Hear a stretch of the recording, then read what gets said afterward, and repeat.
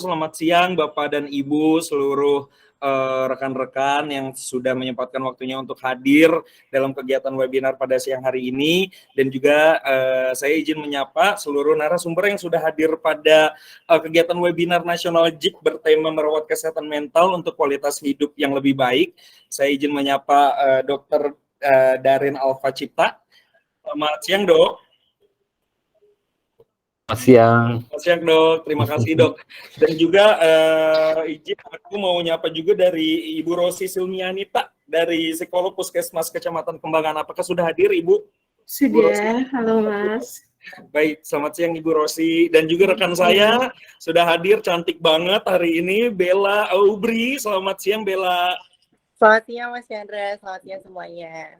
Oke, rekan-rekan, kegiatan kita hari ini merupakan kegiatan webinar nasional yang memang biasanya JIP lakukan per bulan, jadi per tema bulanan. Dan untuk bulan ini kita angkat isu atau tema kita dalam webinar nasional hari ini, yaitu merawat kesehatan mental untuk kualitas hidup yang lebih baik.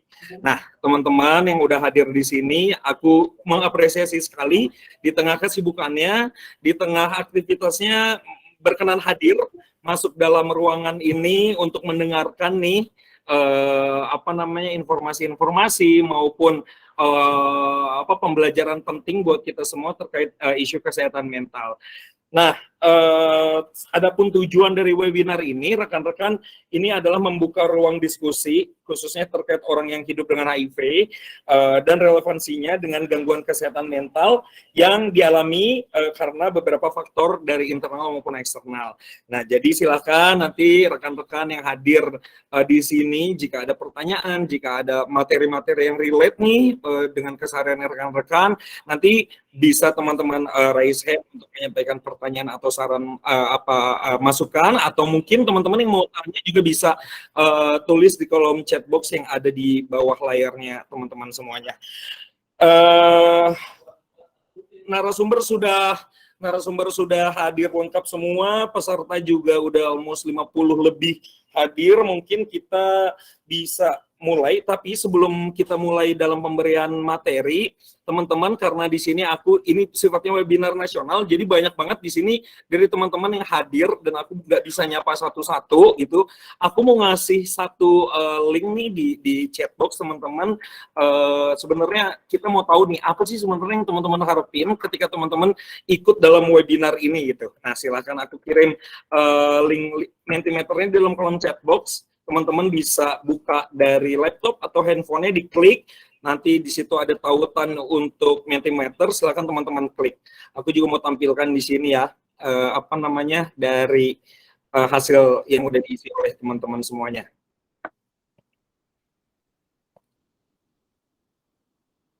Silakan bisa sambil dibuka.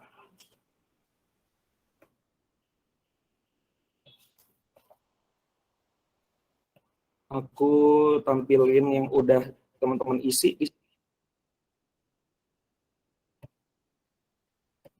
Nah, silakan teman-teman yang baru bergabung, rekan-rekan, aku mau kirim link Mentimeter di kolom chat box, dan teman-teman bisa klik tuh, dan teman-teman bisa isi di situ apa sih yang teman-teman harapkan, atau apa ya, kenapa sebenarnya teman-teman ikut webinar ini gitu. Silakan aku kasih kesempatan informasi terbaru, silakan kita kasih beberapa menit untuk teman-teman bisa isi link Mentimeter yang kami kirim dalam kolom chat box.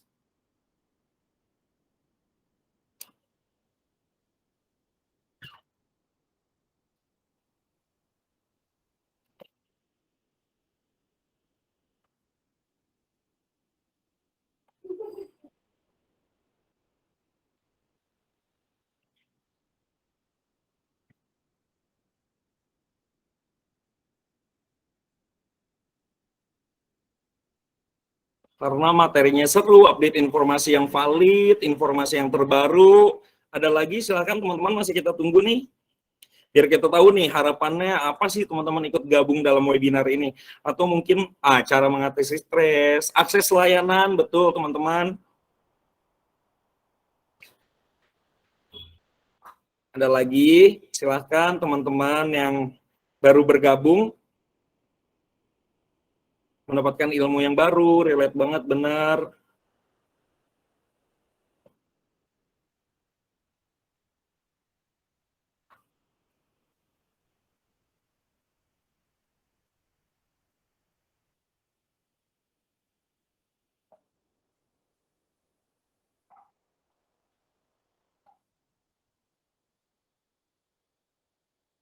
Ada juga yang bilang dapat teman dan jejaring, ingin tahu tentang tips-tips dan fakta-fakta, kaitannya stigma dan kesehatan mental, memahami kesehatan mental, banyak banget nih.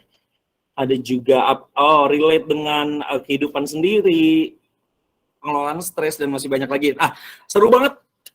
Ini kalau misalnya apa yang teman-teman sampaikan di dalam Mentimeter yang udah aku kirim di dalam kolom chat box, terus teman-teman juga isi. Nah, ini kita akan bahas tuntas nih dalam kurang lebih 2 jam ke depan.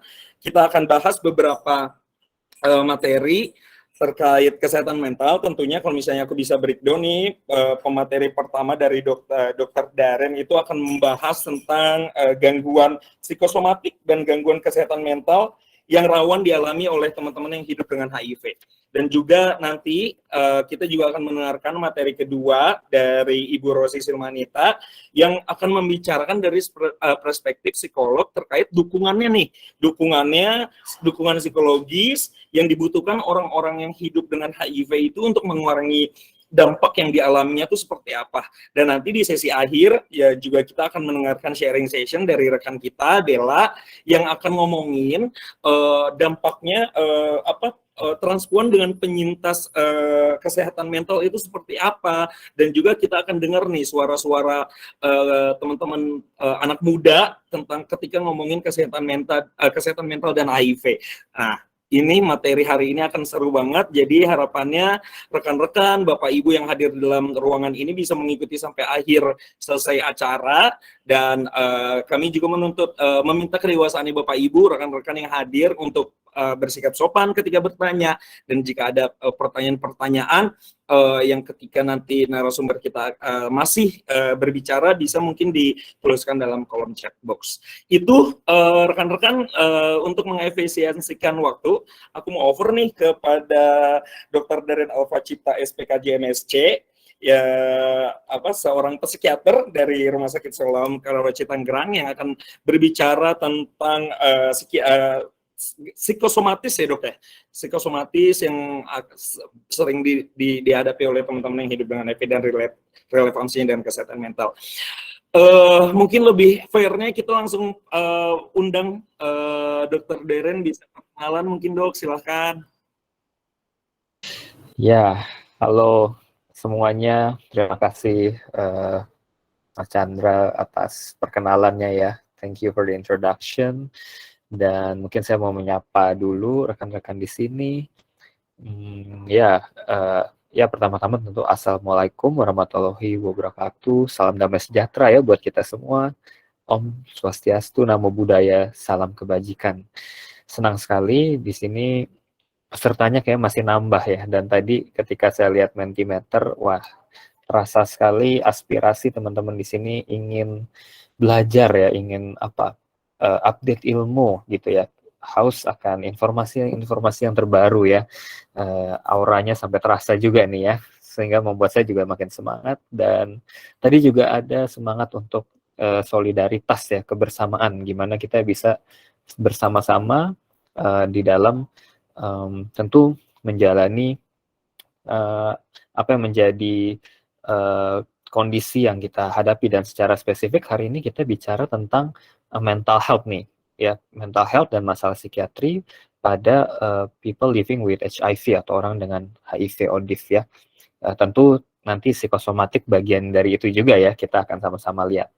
Oke, saya sendiri mungkin tadi udah dikenalin ya, saya sehari-hari ngajar di FKUPH dan berpraktik di Siloam Hospital Lipo Village. Oke, thank you. Mungkin next slide, Bayu. Nah, ini kira-kira nih topik pembahasannya. Kalau dilihat mungkin banyak ya, kalau di kuliahan ini bisa 1 semester nih teman-teman. Tapi kiranya dengan ini, poin-poin ini kita jadi terpicu ya untuk diskusi nanti. Mungkin saya mulai dulu tentang apa itu mental health ya. tentang hubungan HIV dan mental health nih. Dari UNAIDS ya, studi-studi menunjukkan bahwa ada hubungan yang erat antara HIV dan mental health. Misalnya ditemukan 15% adult atau orang dewasa ya, dan remaja nih, khususnya remaja, itu lebih rentan sebetulnya untuk mengalami depresi dan merasa kewalahan ya. Dan tentu faktornya banyak, nanti akan kita sama-sama dalami. Dan itu sangat memengaruhi quality of life ya. Next slide. Nah, tadi kita sudah lihat bahwa prevalensi mental disorder itu lebih tinggi secara signifikan, lebih tinggi dibandingkan mungkin orang-orang tanpa infeksi HIV ya. Memang yang paling sering adalah gangguan depresi ya. Bisa sampai 2 kali lipat proporsinya pada people living with HIV/AIDS. Kemudian anxiety disorder atau gangguan campuran mix, ini juga sering, mix depression and anxiety disorder, dua-duanya ada. Nah ini apalagi di negara berkembang, yang nanti kita ada kaitannya dengan akses ke kesehatan HIV, ya, antiretroviral therapy, maupun kepada layanan mental health yang tentu jadi tantangan juga nih ya di LMIC, ya, low middle income country nih teman-teman ya. Kemudian substance abuse, depression, PTSD ya, gangguan tidur dan psikosis juga secara bermakna itu lebih tinggi. Ada penelitian di sini kebetulan dulu juga tempat saya menjalani pendidikan psikiatri di RSCM oleh Ovini dan guru saya ya, Dr. Christiana Siste, pernah melakukan penelitian dan menemukan kira-kira 23,3% itu pasien-pasien atau mungkin rekan-rekan klien ya dengan infeksi tersebut HIV memiliki suicidal ideation gitu ya, 23,3%, cukup besar ya, 1 dari 5, kurang lebih seperti itu. Next slide. Nah, tapi sebelum lebih lanjut ke bahas gangguan-gangguannya, saya ingin menyegarkan kita dulu nih tentang apa sih mental health ketika kita sama-sama ngomong mental health ya. Saya kembali ke definisi, mental health itu adalah kondisi kesejahteraan, well-being ya, yang memampukan seseorang itu coping dengan stresor kehidupannya, kemudian menyadari secara penuh potensi dan ability, kapasitas di dalam dirinya ya. Kemudian dia bisa learn well, work well, dan akhirnya dia kontribusi. Seseorang itu berkontribusi pada komunitasnya. Ya, next slide. Nah, di sini saya mau ingetin kita semua, termasuk saya sendiri, kadang-kadang kita praktisi suka lupa ya, bahwa tidak ada gangguan jiwa itu belum tentu orang tuh mental health loh teman-teman ya.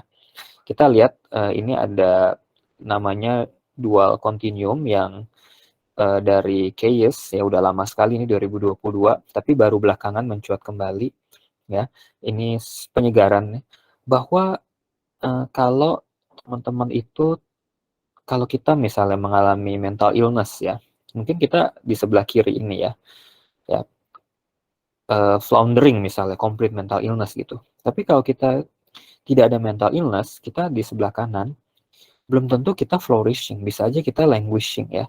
Belum tentu kita itu tadi mengenali kapasitas yang seutuhnya.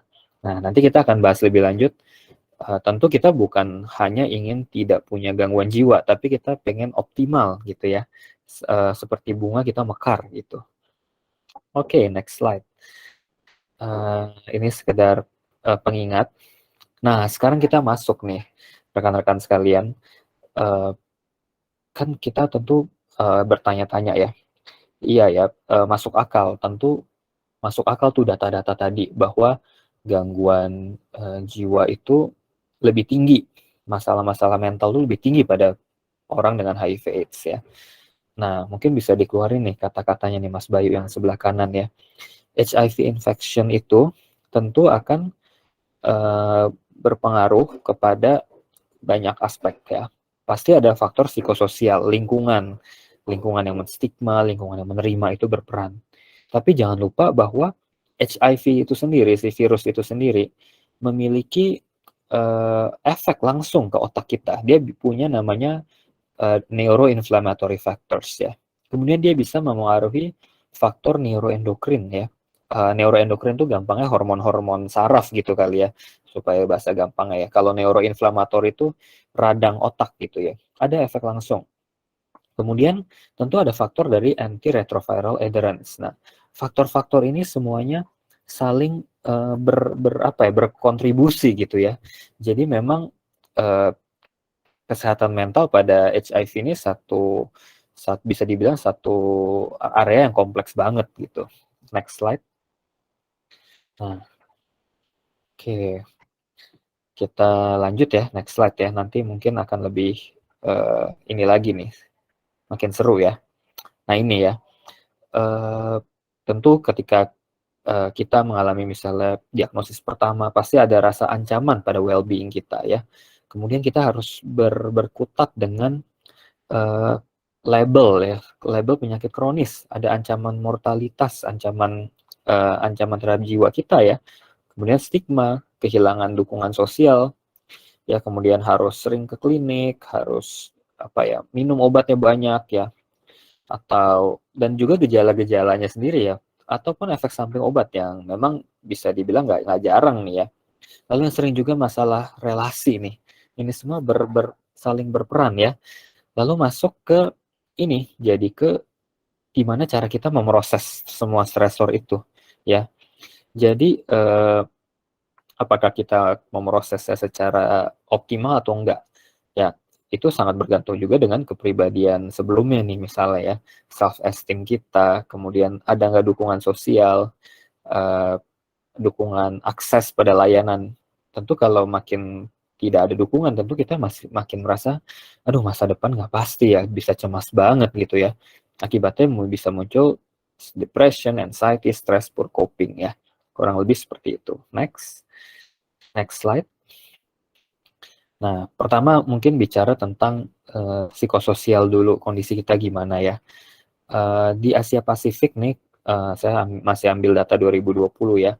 Ketika ditanya misalnya, kalau misalnya kamu tahu nih ada penjual sayur dan dia memiliki HIV ya, kira-kira kamu mau beli nggak sayurnya sama dia gitu ya, ke toko itu. Di Asia Pasifik jawabnya rata-rata 34,4% dia nggak mau beli. Indonesia sendiri nih warnanya agak tua ya, mungkin berarti dia sekitar 61-80%. Jadi memang stigma itu real dan ada ya. Namun yang akan jadi lebih bermakna lagi dalam mental health itu bila stigma itu diinternalisasi oleh kita ya. Jadi udah bukan dari luar lagi tapi diinternalize, jadi masuk ke dalam kayak gitu ya. Ini faktor yang pertama nih, psikososial ya. Next slide.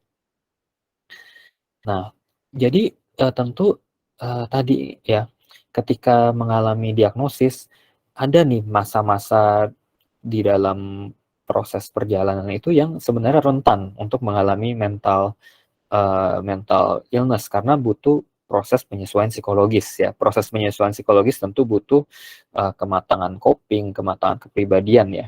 Namun sangat wajar dan it's okay not to be okay bahwa orang yang misalnya very mature sekalipun dia tetap butuh dukungan dan tetap sangat wajar bisa mengalami depresi sekalipun ya. Karena tadi nggak cuma faktor kepribadian dan sosial, ada faktor biologi bisa langsung kena ya. Jadi kalau secara psikososial ya ini pas kena diagnosis harus minum obat tadi ya.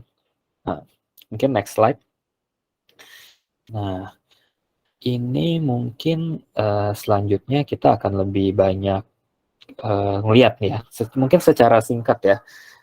Waktunya mungkin sekitar 10 menit lagi ya Mas Bayu ya, tolong diingetin ya kalau kelamaan ya. Jadi masalah kesehatan mental yang rawan dialami itu tadi yang dibahas di awal memang gangguan mood dan cemas teman-teman, mungkin juga stres dan PTSD ya. Tapi nggak cuma itu, karena ada delirium, ada HANS atau HIV associated dementia, terus gangguan akibat penggunaan zat dan efek samping obat-obat teman-teman ya. Jadi bukan cuma depresi dan cemas gitu ya. Nah, kalau psikosomatis di mana? Nah, psikosomatis itu sendiri sebenarnya ada di gangguan mood dan cemas gitu ya. Karena kita tuh mengalami gejala somatis kalau kita mengalami depresi atau cemas dan kita nggak bisa mengekspresikannya secara verbal. Nah, jadi kita mengekspresikannya lewat gejala-gejala somatik tuh, kayak gitu ya. Nah, next slide. Mungkin ini saya secara singkat ya, karena masing-masing ini bisa jadi satu ini sendiri sih, satu kuliah atau satu seminar sendiri. Nah, tapi delirium ini teman-teman gampangnya ingat sesuatu gangguan jiwa yang sifatnya mendadak dan fluktuasi. Ya, mendadak tuh tadinya nggak begitu, tapi kok tahu-tahu bicaranya meracau, tahu-tahu kebingungan, berhalusinasi mendadak gitu ya. Nah, terus dia kayaknya nih orang nggak fokus in atensi gitu ya, nggak fully alert gitu kita bilang ya. Nah, pada ODIF dapat sangat disebabkan oleh infeksi otak, pneumonia, infeksi berat, malnutrisi ya, elektrolit. Jadi tetap kita pikirkan dulu gangguan biologinya, gangguan medisnya. Jadi jangan cepat-cepat langsung kita, oh ini psikologi semata, tapi biologinya penting untuk kita ketahui. Ya sangat berpengaruh dengan tentu kepatuhan minum obat ARV ya atau kondisi fisik yang lain. Kita tentu sangat kerjasama dengan internis, neurolog dalam penanganan kasus delirium. Next slide. Nah, ini juga yang sekarang jadi banyak perhatian ya, namanya HANDS, tangan gitu ya, tapi kepanjangannya adalah HIV Associated Neurocognitive Disorder ya. Gampangnya itu apa? Gampangnya ini kayak demensia rekan-rekan ya. Demensia tapi terjadi pada usia yang lebih muda. Kenapa bisa begitu? Ya sampai sekarang kita masih memahaminya sebagai akibat langsung dari virus HIV ke sel-sel otak kita, ya ke neuron kita ya. Dia bisa bikin di MRI itu otak-otak jadi lebih mengkerut, seperti lebih cepat gitu ya. Dan ini tentu sangat berpengaruh dengan seberapa aktif si virus itu di dalam kita. Semakin dia terkontrol dengan obat-obatan yang optimal, maka HANDS ini akan sangat bisa kita cegah dan kita hambat lajunya ya. Mungkin kayak gitu sih. Next slide. Ya ini secara singkat ya menggambarkan dulu gimana kalau zaman sebelum ART dan post ART. Memang HANDS tuh sangat berkurang, ataupun kalaupun dia ada, tapi kalau kita minum ARV gejalanya ringan seperti itu. Ya di era yang tanpa ARV memang dia sangat tinggi sekali ya. Next slide. Ya ini ya risk faktornya. Jadi ini pentingnya kenapa kita mesti punya akses. Tadi ada yang di Mentimeter ya, akses pada layanan. Itu penting banget ya. Next slide. Saya secara ringkas ya. Oke. Nah, patogenesis tuh orang nanya kenapa ya. Tadi kan saya udah bilang ya, virus bisa loh langsung efeknya pada sel otak, bisa banget. Tapi memang dia kerjanya gradual ya, nggak langsung cepat gitu ya, pelan-pelan gitu ya. Dia juga bisa mengaktifkan sel-sel sel darah putih yang ada di otak. Jadi makrofag, atau kita kan punya ya tentara-tentara di darah ya, tapi di otak tuh juga ada. Jadi bisa itu bereaksi pada virus. Itu yang bikin neuron jadi rusak. Kurang lebih gampangnya gitu. Nah, next. Oke, itu tadi delirium sama demensia ya. Itu biologi banget. Jadi belum tentu murni reaksi psikis, bisa banget dari langsung kena ke otak gitu ya. Itu gejalanya bisa gejala mental health tuh ya. Nah, kemudian penggunaan zat ya. Jadi kalau misalnya ada juga penggunaan zat ya, substansius, tentu bisa bermacam-macam gejalanya ya. Bisa depresan, bisa agak kayak mania gitu ya. Tergantung banget sama jenis zat yang digunakan sih, seperti itu. Dan tentu kalau ada penggunaan zat, risiko transmisi lebih meningkat ya kan, dan tentu akan memengaruhi nih well-being seseorang. Jadi kita perlu banget motivasi untuk gimana substitusi ya mungkin ya, seperti itu. Next slide. Ini juga ternyata ada hubungannya ya, substansius dengan hand ya. Oke. Bisa membuat lebih kompleks. Jadi kita memang perlu kerjasama multidisiplin untuk hal ini ya. Next slide. Kita overview nih ya. Nah, depresi tadi udah di awal kita udah sempat singgung. Prevalensinya tinggi. Prevalence tuh ini ya, percentage lah, persentase orang yang mengalami ini. 1 dari 5 ya. bahkan 43% dikatakan berulang recurrent. Nah, jadi penting banget buat teman-teman tuh menjalani pengobatan dan terapi, karena kalau kita biarkan maka dia akan punya kecenderungan berulang. Jadi tentu akan sangat memengaruhi fungsi baik si penderita ataupun maksud saya kliennya dan orang-orang di sekitarnya ya. Bayangin kalau ada satu orang depresi aja tuh kita semua bisa kebawa, moodnya bisa ikut down gitu ya. Tentu butuh treatment, butuh dukungan gitu. Next slide. Yang penting juga nih buat teman-teman ya, catatan, soalnya kan hari-hari gini nih sering nih suka ditanya ya, atau seorang anak muda nih biasanya nih ya suka bilang aku depresi gitu. Nah, sebenarnya perlu catatan, depresi itu nggak cuman perasaan sedih. Nah, di sini yang saya mau highlight ya, perasaan sedihnya tuh mesti menetap selama 2 minggu, hampir setiap hari ya. Dan biasanya nggak cuma sedih, tentu namanya depresi itu ada sindrom, ada kumpulan gejala ya. Dari gejala emosional tuh ada cemas, ada marah ya. Pada anak muda lebih banyak marah daripada sedih yang datang ke saya gitu ya. Hilang minat ya, nggak punya harapan, rasa bersalah. Tapi juga kognitif atau daya pikir tuh terganggu, teman-teman sekalian. Nggak bisa konsen, baca email tuh jadinya lambat banget ya. Dengerin kuliah udah nggak bisa ya. Terus fisik ya, ada sakit, nyeri-nyeri di semua badan, nggak mau makan, susah tidur. Nah, seperti itu. Jadi ini highlight-nya adalah depresi itu teman-teman perlu catat bukan hanya gangguan emosi aja, tapi memengaruhi aspek kognitif kita maupun aspek fisik ya. Kurang lebih seperti itu. Oke, next slide. Semoga cukup jelas ya. Nanti kita bisa diskusikan lebih lanjut. Nah, kenapa nih jadi perhatian teman-teman? Karena kalau depresi itu tidak ditangani, maka orang kan kita jadi nggak punya motivasi untuk berobat. Buat apa aku berobat ya? Udah putus asa. Jadi tidak adherence pada ART ya. Tidak mengikuti saran-saran medis, tidak engage dengan provider, penyakit-penyakit lain juga pada berat. Jadi orang makin susah ya. Dokter-dokter lain mungkin juga pusing menanganinya gitu. That's why kita mungkin di sini di komunitas kita perlu nih encourage teman-teman, yuk nggak apa-apa ke profesional kesehatan gitu ya. Oke, next slide. Maksud saya kesehatan jiwa ya. Kemudian cemas, ini juga sering dan ada aspek wajarnya ya. Pastilah kita cemas ya, kena satu penyakit, suatu infeksi ya. Wajar banget kita cemas ya. Tapi ketika cemas itu out of proportion ya, kita nggak bisa kendaliin dan mengganggu sampai tidur terganggu. Nah, di situ cemas kita jadi abnormal dan kita jadi nggak sejahtera lagi. Di situ teman-teman perlu untuk kita konsultasi, kita minta dukungan ya. Itu bukan tanda kelemahan, tapi justru kita proaktif ya, dan self care buat diri kita sendiri. Next slide. Nah, mungkin habis cemas nih bipolar ya. Bipolar juga ternyata cukup sering juga nih beberapa pasien ya. Ada bipolar, kemudian juga ODIF ya. Saya kutip di sini dari berita CNN, Nining ya.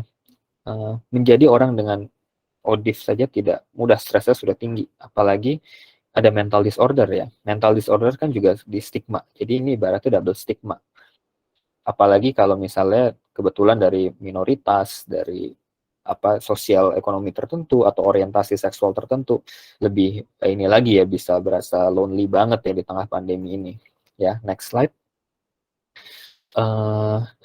Komorbidnya ternyata cukup 10% teman-teman. Komorbid mungkin udah sering dengar ya selama pandemi ini ya. Jadi ada bipolar, ada infeksi HIV ya.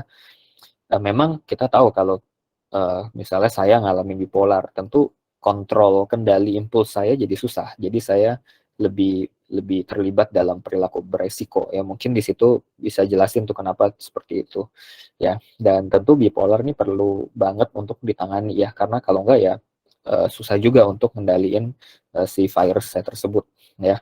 Dan ini bipolar juga masih sangat sering disalah mengerti juga nih oleh masyarakat ya. Dibilang nih orangnya macam-macam lah, banyak labelnya ya. Tapi ternyata sebenarnya bipolar tuh kondisi neurobiologi yang bisa ditangani itu sebetulnya. Dan kalau ditangani hasilnya bisa bagus, orang bisa produktif ya. Oke, next slide. Ini mungkin saya nggak bisa deep banget ya di sini ya, tapi reminder lah teman-teman di waktu-waktu ini ya yang tersisa.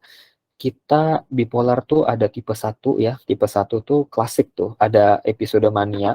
Mania yang naik banget, euforia banget teman-teman ya. Terus turun sampai depresi ya. Itu bipolar tipe 1 klasik ya. Kalau lagi mania bisa wah bagi-bagi barang, bagi-bagi makanan satu satu kampung. Orang happy biasanya ya. Nah, tapi mania teman-teman nggak cuman happy atau girang, kadang-kadang bisa manifestnya tuh marah ya. Ada mania yang irritable kayak gitu. Nah, kalau bipolar tipe 2, teman-teman itu dia nggak sampai mania, sampai hipomanik aja. Jadi setengahnya mania ya. Biasanya masih bisa kerja tapi udah ini deh gampang marah kayak gitu ya. Dan lebih banyak episode depresinya. Jadi yang bipolar tipe 2 nih apa ya, biarpun nggak sampai mania, nggak bisa kita bilang lebih enteng juga karena banyak depresinya, apa menderita nih orangnya ya. Atau ada juga mix episode. Jadi dalam 1 minggu itu ada hari-hari yang euforik, ada hari-hari yang depres. Nah, ini juga nggak gampang ya.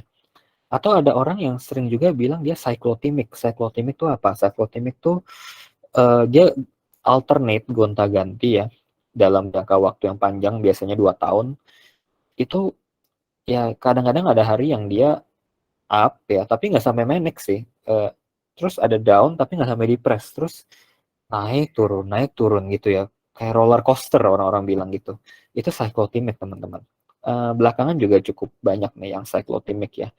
Dan cyclotimic biasanya nih kadang-kadang orangnya masih cukup aktif, cukup produktif, but ya ya with effort gitu ya. Susah banget gitu rasanya, setengah mati dia bertahan untuk tetap kerja gitu. Ya kurang lebih begitu sih ya. Oke, thank you nih. Kita next ya. Kemudian setelah bipolar kita masuk psikosis. Psikosis juga yang paling terkenal skizofren ya. Ternyata ada hubungannya loh teman-teman, skizofren dan comorbid HIV ya.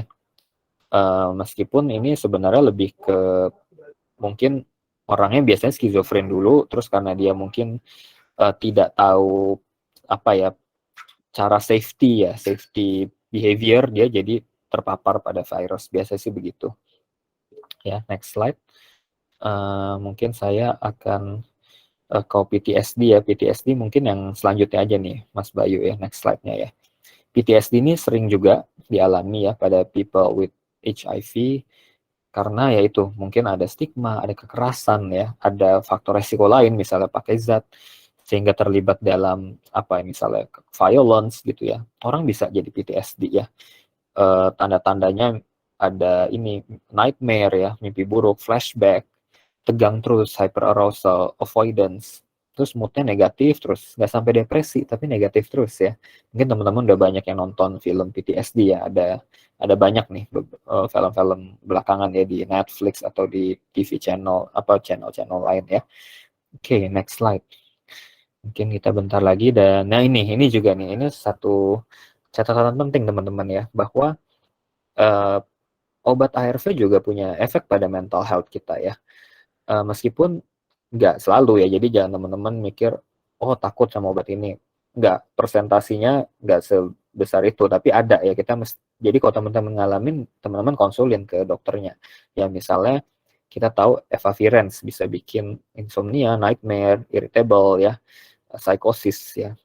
Nevirapin, ini sering vivid dreams ya, jadi orang bilang mimpinya kok jadi kayak ini banget ya, jadi real banget nih, kayak aku masuk ke mimpi tapi aku kayaknya ini nyata gitu ya. Tapi habis itu bangun sih nyadar oh itu mimpi ya, tapi mimpinya jadi real gitu ya. Ya kemudian banyak ya bisa dibaca di sini, dan juga mungkin kalau ada TB, ada obat TB, jadi interaksinya banyak. Jadi memang penting banget teman-teman konsultasikan kepada ahlinya karena ini bukan bidang yang easy ya, nggak sederhana. Perlu kita cermat, mendetil gitu ya. Kita lihat mulainya dari kapan, pas minum obat apa gitu ya. Jadi teman-teman kalau bikin diary, timeline itu akan bantu banget tuh buat dokternya ya. Oke, mungkin ini juga udah di penghujung slide kita ya. Next slide mungkin. Next slide. Ya ini tadi ya. Oke, Mungkin kita ke manajemen sebelum nanti dilanjutkan oleh rekan saya ya. Dari psikologi ya, gimana tuh ya kita memanagenya hal-hal seperti ini ya. Tentu tadi kalau memang faktornya biologi, obati penyebab biologinya, apakah itu infeksi, virus ya, loadnya tinggi, kita harus tangani ya. Untuk gejala kita bisa pakai obat-obat yang namanya obat-obat psikiatri ya. Pilihannya banyak sekali dan tentu harus ke ahlinya ya, jangan kita beli sendiri gitu karena interaksinya banyak sama obat-obat ARV. Tapi juga yang penting buat saya adalah psikoterapi dan self-help nih teman-teman ya. Nanti kita akan belajar lebih dalam ya. Next slide mungkin. Untuk psikoterapi, kita bisa coba CBT, gimana kita ngubah mindset kita ya. Jadi stresor mungkin banyak, tapi cara kita proses stresor ternyata yang berpengaruh ya. Kita mau bikin stresor itu dikecilin atau kita amplify, kita sendiri yang bikin gede. Nah di situ ya. Di situ yang jadi challenge-nya buat kita semua. Next slide. Saya juga anjurkan teman-teman untuk self-care ya, tetap terkoneksi, aktif, misalnya di komunitas ini bagus banget ya.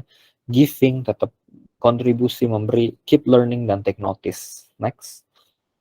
Kita bisa belajar mindfulness ya, sekarang banyak course, bisa juga belajar sendiri. Intinya gimana kita hidup here and now ya, bukan di masa lalu terfiksasi atau di masa depan kita mengandai-ngandai gitu ya, mengadi-ngadi juga ya, meramal gitu ya. Nah, seperti itu. Next, being fully present in the moment. Ya. Kemudian kita bisa mempraktekkan next slide nih kalau nggak salah gratitude diary ya, gratitude journal ya. Kita bisa tuliskan 3 hal positif apa yang terjadi gitu di dalam hidup kita ya. Jadi kita belajar untuk nggak cuman oh my life it's all about infection this virus, tentu tidak, tapi my life is richer than that ya. Mungkin demikian ya Mas Bayu, Mas Chandra ya yang bisa kita mungkin diskusikan. Saya terima kasih banget untuk atensi dan perhatian teman-teman. Assalamualaikum warahmatullahi wabarakatuh. Salam sejahtera buat kita semua. Baik, Waalaikumsalam warahmatullahi wabarakatuh. Terima kasih Dr. Darren very comprehensive presentation, Dok.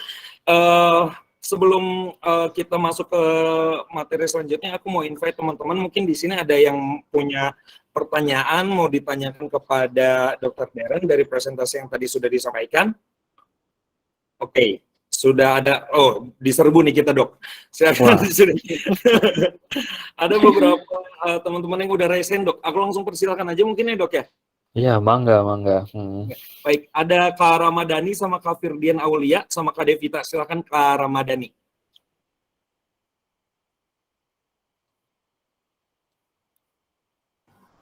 Kak Ramadhani, silakan Kak. Iya, selamat siang, Dok. Selamat siang. Dok, aku mau tanya terkait mental health ini, apakah ini contoh kasus yang saya alami aja ya, Dok. Maksudnya nggak tahu sih, saya lebih kayak ke introvert mungkin ya. Apakah jadi segala sesuatu hal yang nggak tahu, yang kalau saya perhatiin teman-teman saya kok menceritakan segala sesuatu itu bisa enak gitu, sedangkan kalau diri saya sendiri tuh kalau lagi mau mengungkapkan sesuatu kayak mikir dulu ini nanti gimana ya, maksudnya bikin lebih kayak protect apa ya, harga diri lah, Dok, misal kayak gitu, misal takut nanti jadi bahan omongan gak ya di ini, atau jadi ada banyak hal-hal yang memang, tapi sometimes saya pikir kayaknya masalah gue biasa aja deh dan gak perlu diceritain, tapi kalau lama-kelamaan tuh kayak kalau ada di satu titik tuh kayak di hati tuh kayak ngenes banget gitu, kadang berpikiran seperti itu, tapi ntar ya mungkin di beberapa entah hitungan jam atau hitungan hari bisa hilang sendiri, tapi walaupun jarang terjadi, tapi ya karena memang nggak biasa untuk itu.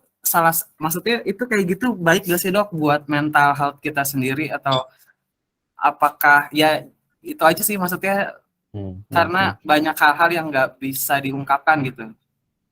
Ya, Terima ya, kasih ya. dok. Dok, mungkin kita dua pertanyaan baru bisa Dokter Darren jawab gitu aja kali ya dok ya. Nah, iya boleh. Satu dijawab dok. Siap, ngikutin aja sama Boleh, Mas Ji. Chandra, Baik. boleh. Ha. Siap dok. Yang kedua tadi yang udah raisen ada Kak Firdian. Silakan Kak Firdian. Halo, Dokter Darren. Halo Kak Firdian. Halo. Halo, Kak. Selamat siang, aku Aulia Degan Odif. Sudah selama 6 tahun. Ya. Ada beberapa pertanyaan yang aku mau tanya ya, sama Dokter Darren.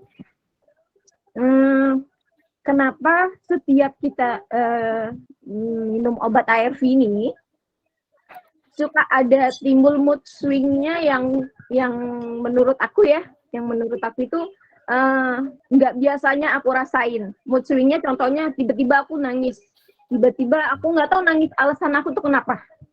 Gitu. Terus yang kedua, aku suami istri dengan positif HIV itu sama, kita sama-sama positif HIV, tapi anak kami itu udah negatif, udah 4 kali tes. Dan kami tuh masih, kalau dibilang CD4-nya itu kita masih turun. Jadi mungkin salah satunya itu kita masih, apa ya, pemikiran kita untuk sembuhnya kadang-kadang buat open status ke keluarga itu sulit dok, gitu loh. Rasa stigma kita kadang-kadang sering tinggi. Normal nggak sih dok kalau untuk healthy mental kita ini, kayak terutama aku ya, istri dan seorang ibu, itu sering banget ngerasain mood swing yang menurut aku itu nggak biasanya aku alami, dan itu sudah hampir 2 bulan ini dok, gitu loh. 2 bulan ini aku sudah mengalami ini, dan nggak tahu kenapa kayak butuh sosok orang yang mengerti dengan keadaan fisik kami, kesehatan kami. Dan yang kedua, saya bersyukur dengan pendamping aku nih, dari JIP Jakarta, dari pokoknya dari JIP dan KDS Perwata. Tapi yang aku pengen tanya satu, yaitu kenapa mood swing aku tuh sering nongol tiba-tiba dok. Dan jenis obat yang aku konsumsi ini yang kayak gini. Oke, ya. Makasih ya dok. Sip. Oke, baik, terima kasih Kak Firdian. Teman-teman, aku tahu teman-teman interest banget untuk nanya nih, tapi kita waktu kita terbatas banget Dokter Darren. Jadi mungkin 2 pertanyaan dulu, dan rekan-rekan yang lain kalau misalnya masih ada pertanyaan yang mau disampaikan bisa ditulis di kolom chat box. Nanti sambil kita sesi selanjutnya bisa mungkin izin Dokter Darren bisa bantu jawab untuk yang pertanyaan di kolom chat box ya dok ya. Oh iya, oke. Yap. Jadi ada 2 dok tadi pertanyaannya, yang pertama tadi dan yang kedua. Silahkan mungkin dok bisa dijawab. Ya, mungkin dari yang pertama dulu ya tadi ya. Mungkin siapa tadi ya, Ramadhani kalau nggak salah ya. Itu mengawali dengan mengatakan apa mungkin introvert ya, dan kayaknya yang dirasakan tuh lebih ke adanya kesulitan atau mungkin hambatan dalam mengekspresikan apa yang ia rasakan gitu ya. Mungkin tadi ada hubungannya sama self esteem ya, ada banyak kekhawatiran juga ya. Nah, memang itu aja sih tidak langsung kita bilang oh berarti ada mental disorder gitu ya.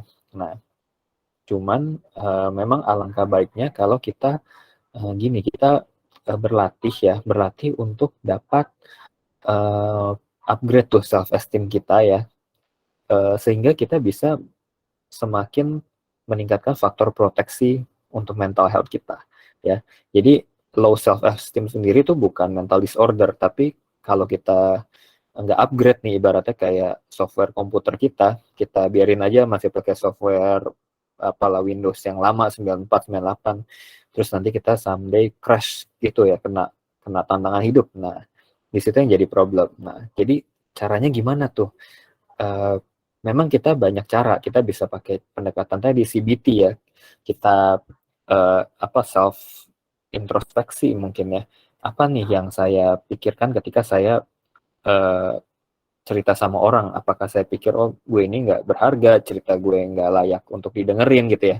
Mungkin banyak tuh itu kita sebut kognitif error tuh, yang itu mesti dibantu untuk kita koreksi ya. Mungkin baiknya sih memang ikut dalam pendampingan ya. Mungkin di sini JIP ada konselor gitu ya, ada pendampingan, itu bagus banget ya. Dan 2, milikilah relasi-relasi yang saya bilang life giving, menghidupkan. Jadi di mana dan itu milikilah seorang atau beberapa teman yang dirimu tuh bebas apa adanya, jadi Dani apa adanya. Ya. Biasanya kalau ada support sosial yang begitu, kepribadian kita bisa tumbuh tuh, ya. Kita bisa belajar makin eksis, makin asertif, jadi apa adanya ya.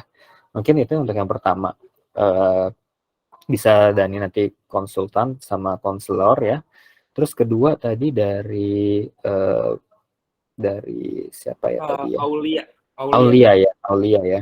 Itu mungkin kalau dirangkumkan yang dihadapi ini ya mood swing tadi ya. Mood swingnya ini mulai terasa mengganggu ya dalam 2 bulan terakhir ya.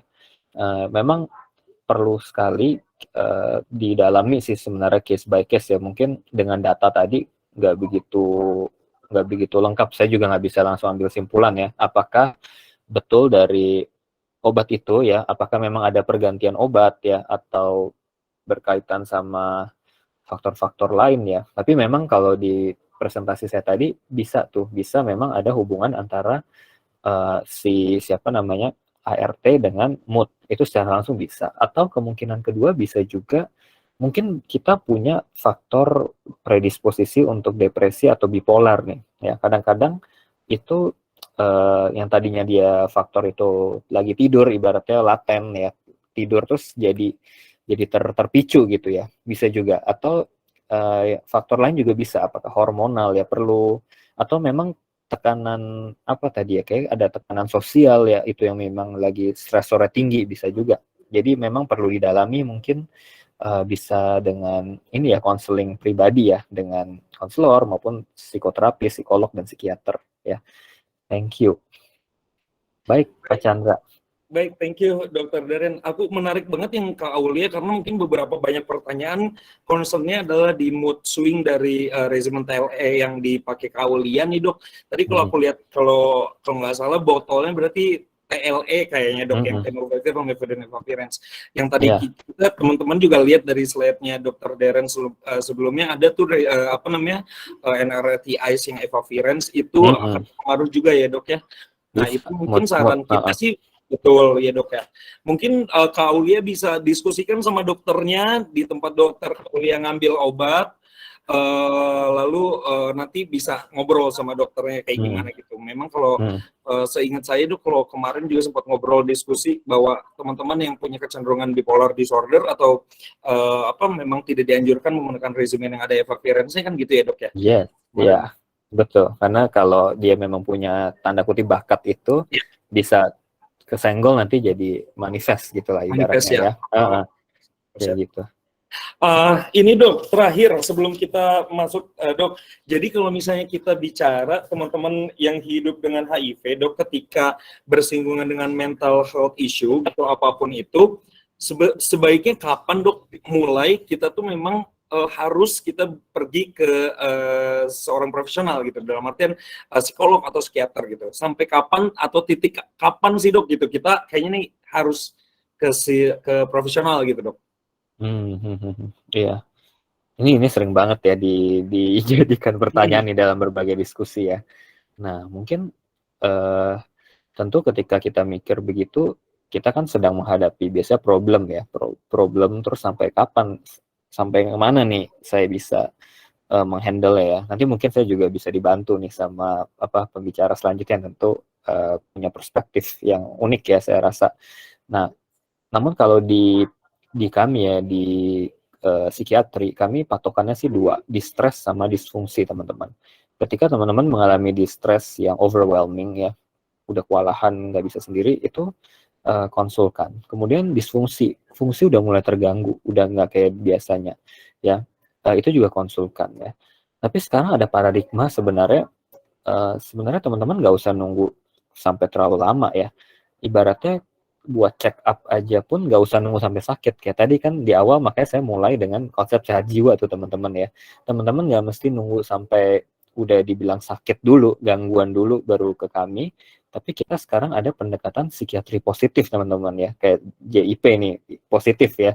Kita nggak mesti nunggu, kita jemput bola ya. Misalnya teman-teman banyak sekarang nih isi-isi kuesioner ya. Terus ini katanya nih gue udah di borderline nih. Ada kuesioner kan, ini borderline nih. Nah itu teman-teman udah boleh sebenarnya konsulin. Dok, aku isi kuesioner. Katanya begini, benar nggak? Nanti didalemin kan sama si mental health profesional ya kan. Jadi bisa gitu teman-teman ya. Dan jangan self-diagnose, pesan saya sih. Pesan kita semua ya bersama ya. Karena apa ya, mendiagnosa itu kan butuh seni ya teman-teman ya. Butuh knowledge ya. Percayakan aja sama yang udah belajar. Ngapain kita capek-capek mikir. Dan juga kadang bisa merugikan juga buat kita kalau kita self-diagnose ya. Seperti itu. Oke. Baik, terima kasih Dokter Darren. Mungkin kalau pertanyaannya masih banyak Dok, tapi kita akan masuk ke sesi selanjutnya.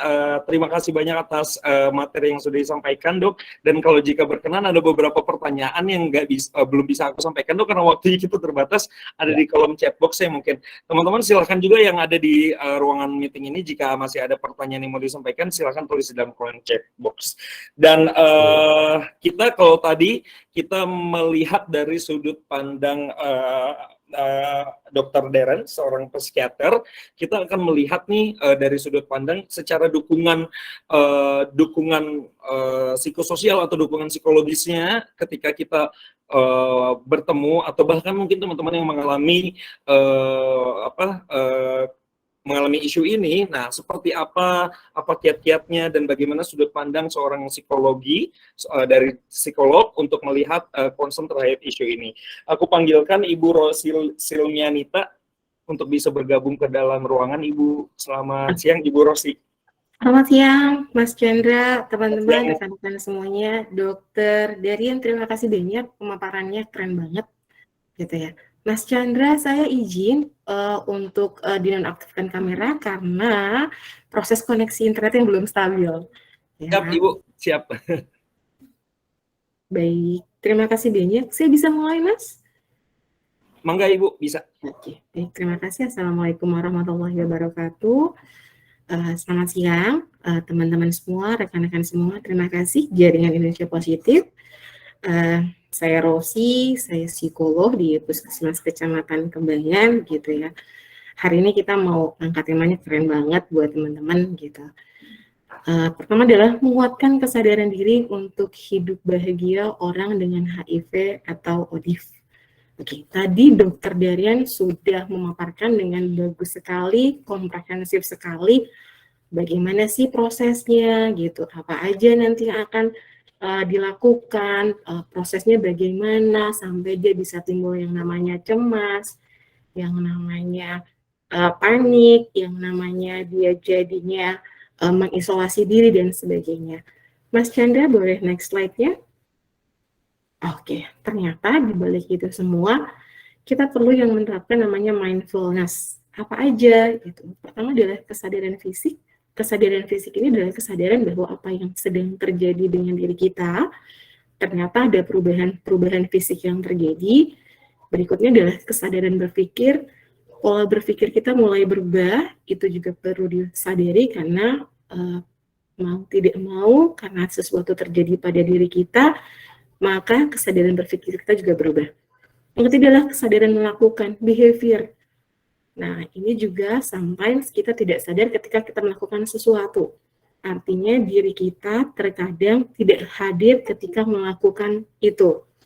Selanjutnya adalah kesadaran mengatakan, artinya ketika kita berkomunikasi, mengucapkan sesuatu, berbicara, terkadang kita kurang menyadari secara penuh apa yang sedang kita komunikasikan kepada orang lain, apa yang kita ucapkan, apa yang kita sedang diskusikan.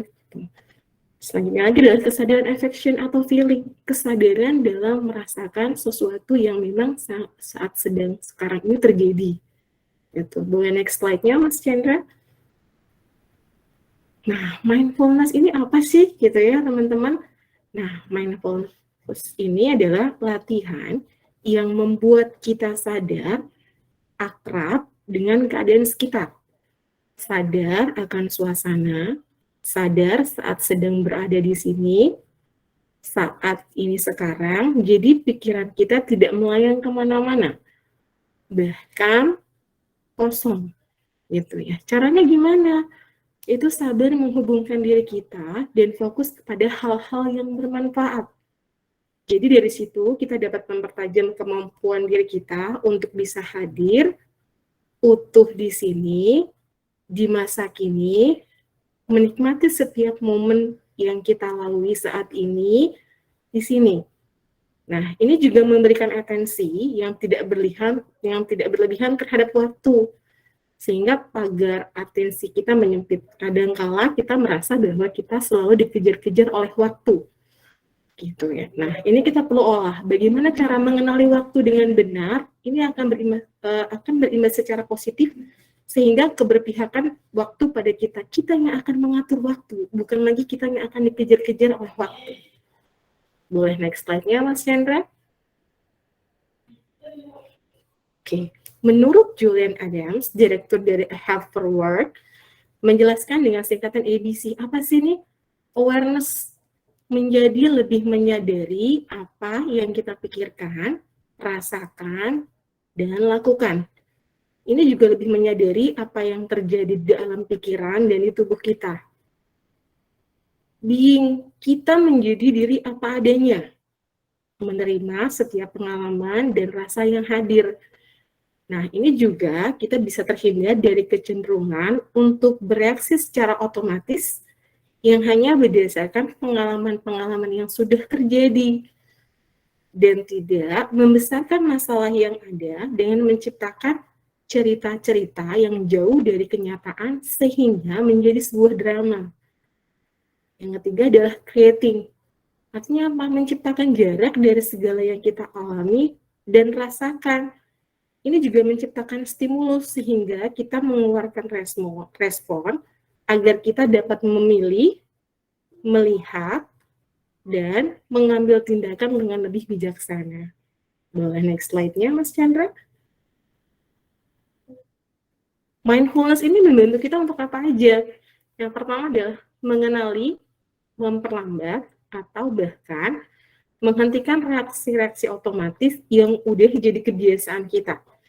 Jadi kita melakukan sesuatu itu berdasarkan experience atau pengalaman-pengalaman yang sebelumnya kita alami. Yang kedua adalah memberikan respon lebih efektif terhadap situasi-situasi yang kompleks. Di saat kita bisa memberikan respon yang positif, gitu ya, maka kita bisa menghadapi situasi apapun yang kita temui. Yang ketiga adalah melihat situasi dan kondisi dengan lebih jernih. Yang keempat tentunya membuat kita menjadi lebih kreatif karena kita akan menjadi lebih produktif. Yang kelima, membuat keputusan lebih tepat dan efektif serta meraih keseimbangan dan meningkatkan daya tahan baik secara raga maupun jiwa dan pikiran. Boleh next slide-nya? Oke, caranya gimana? Gitu ya. Yang pertama, lakukan hanya satu hal pada satu kesempatan. Jadi kalau orang yang terbiasa multitask, gitu ya, sekarang boleh nggak lakukan single task? Gitu. Coba lakukan sesuatu perlahan-lahan, step by step, gitu. Pelan-pelan aja. Yang kedua, lakukan dengan seksama dan perlahan. Karena ketika kita hadir, kita utuh, kita tahu apa yang kita lakukan, itu lebih menyenangkan. Yang ketiga, lakukan beberapa hal saja, tidak perlu terlalu banyak. Jika kita hanya melakukan beberapa hal dalam sehari, kita akan melakukan tugas satu persatu dengan perlahan, lebih seksama, dan lebih fokus serta penuh konsentrasi. Yang keempat adalah lakukan waktu minimal, luangkan waktu Anda minimal 5 menit setiap hari untuk tidak melakukan apa-apa. Boleh duduk diam gitu ya, yang hening, bisa realize dengan pikiran yang datang dan pergi, fokus pada tarikan dan hembusan napas, sadari saat ini apa yang terjadi di sekitar kita. Setelah itu gimana? Belajarlah merasa nyaman dengan suasana sunyi dan dalam keheningan. Boleh next slide-nya. Yang kelima, tak perlu terlalu khawatir akan masa depan. Karena masa depan belum pasti terjadi. Jadi, hanyalah hadir, utuh, memang orangnya ada, pikirannya ada, perasaannya ada di sini, dan saat ini. Sekarang. Jadi, hanya fokus pada apa yang sedang kita kerjakan sekarang. Jadi, kita bisa menikmati segala yang ada pada saat itu. Yang keenam adalah saat berbicara kepada seseorang, hadirkan diri secara utuh. Nggak cuma raganya, tetapi jiwa dan pikirannya untuk lawan bicara kita. Fokuskan diri pada saat kita berbicara, pada saat kita berdiskusi, perhatikan betul setiap kata yang lawan bicara ucapkan. Yang ketujuh, berlatihlah dengan tekun dan sabar. Ketika suatu saat frustasi datang gitu ya, boleh berhenti sejenak dan menghela nafas. Setiap tarikan nafas dan embusan nafas yang kita lakukan, boleh nggak kita rasakan kehadiran nafas itu sendiri? Benar-benar merasakan apa arti dari tarikan nafas sama hembusan nafas. Gitu ya. Boleh next slide-nya. Oke. Oprah Winfrey mengatakan bagus banget quotes-nya menurut saya. We create stress for ourselves because you feel like you have to do it. You have to, but I don't feel like that anymore. Jadi dia realize dengan apa yang dia lakukan, saat dia melakukan, dia hadir, dia fokus ketika berproses, sehingga dia tahu dan tidak menyesali dari setiap apa yang dia lakukan. Gitu ya. Mudah-mudahan bisa jadi insight ya buat teman-teman.